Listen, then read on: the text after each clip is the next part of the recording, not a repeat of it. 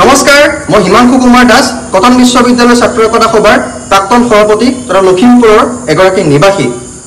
আজি পুৱাই যেতিয়া উঠি সামাজিক মাধ্যমৰ লগতে সংবাদ মাধ্যমত নিপকোৱে পানী এৰি দিয়াৰ ফলত লখিমপুৰৰ নাওবৈচা অঞ্চলকে ধৰি বিভিন্ন অঞ্চলৰ মানুহে জীয়াতু ভুগিবলগীয়া হোৱা দৃশ্যবোৰ যেতিয়া দেখিবলৈ পাইছিলোঁ, শান্তিত থাকিব পৰা নাছিলোঁ।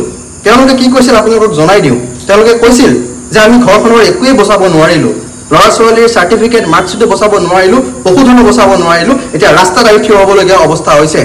কাইলৈ বা পৰহিলৈ বা এই সপ্তাহটোৰ ভিতৰতে আপোনালোকে কেন্দ্ৰীয় চৰকাৰৰ পৰা সমবেদনা জ্ঞাপন কৰি এটা টুইট দেখা পাব পাৰে বা অসম চৰকাৰৰ ফালৰ পৰা কিছুমান ৰিলিফ কেম্পৰ ব্যৱস্থা কৰা দেখা পাব পাৰে। কিন্তু আমাৰ মূল প্ৰশ্নটো হৈছে যে ৰিলিফ কেম্পৰ ব্যৱস্থা কৰি থাকিলে, বছৰে বছৰে সমবেদনা দিয়া টুইটসমূহ দি থাকিলে এই মূল সমস্যাটো সমাধান হ'ব নেকি? নিপকোৰ পৰা ৰাজহ কোনে পায়? নিপকোৰ পৰা ৰাজহ পায় কেন্দ্ৰীয় চৰকাৰ আৰু অৰুণাচলে। ইয়াত অসমৰ লাভ একো নাই। ৯৯% জীয়াতু ভুগিব লগা হয় অসমৰ ৰাইজে, ১% ভোগে মাত্ৰ অৰুণাচলৰ মানুহখিনিয়ে। তেওঁলোকে নিজৰ আগৰ পাৰম্পৰিক যিখিনি তেওঁলোকৰ নীতিগত জীৱন ধাৰণ প্ৰণালী আছিলে সেইসমূহ বাদ দি গছ গছনি কাটি তহিলং কৰি অট্টালিকা সাজি থাকিবলৈ লৈছে।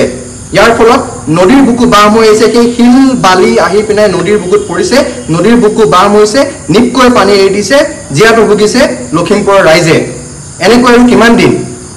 ২০০৯ চনত মোৰ এতিয়াও মনত আছে, ২০০৯ চনত ভাৰতীয় জনতা পাৰ্টীৰ সেই সময়ৰ ৰাষ্ট্ৰীয় সভাপতি ৰাজনাথ সিং ডাঙৰীয়াই গেৰুকা মুখত আহি NSPC নদী বান্ধৰ বিৰোধিতা কৰিছিলে।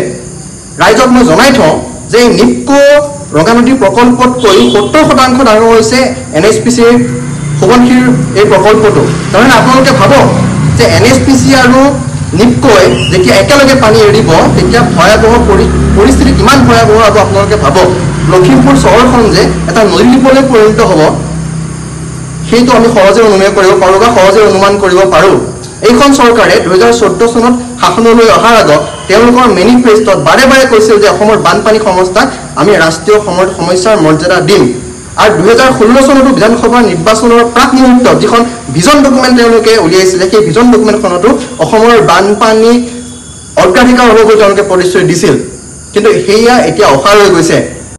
চৰকাৰখনেও আৰু কিমান দিনলৈ কেৱল মাত্ৰ চকমকীয়া বিজ্ঞাপনৰ দৌৰতে থাকিব বা আৰু আমিও কিমান দিনলৈ মৌলিক সমস্যাৰ প্ৰশ্নবোৰ নকৰি কেৱল এই চকমকীয়া বিজ্ঞাপনসমূহৰ প্ৰশংসা কৰি থাকিম? সেই কথা কিন্তু আমি এতিয়া ভাবিবৰ হ'ল, চিন্তিবৰ হ'ল, ৰাইজ সজাগ হ'বৰ হ'ল।